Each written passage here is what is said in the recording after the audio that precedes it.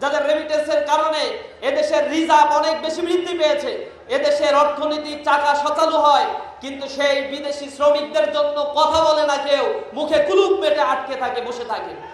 এদেশের গার্মেন্টস শ্রমিকেরা রাজপথে নেমে যখন জীবন দেয় তখনই কেবল তাদের কথা শোনার জন্য টেবিলে বসা হয়, এর বাইরে তাদের কথা কেউ শোনে না। চা শ্রমিকদের ন্যূনতম মজুরি নিয়ে এদেশে আন্দোলন করে ওঠে না রাজনৈতিক নেতৃত্বে।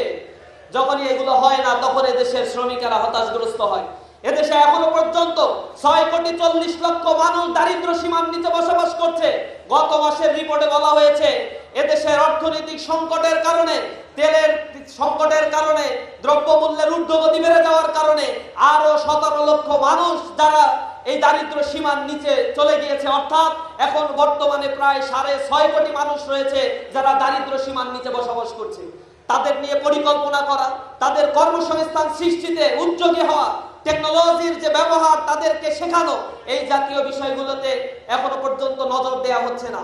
আমি সর্বোপরি অনুরোধ জানাবো, শ্রমিক কল্যাণ ফেডারেশন এদেশের গণমানুষের জন্য খেটে খাওয়া মানুষের কণ্ঠস্বর হিসেবে আবির্ভাব হয়েছে।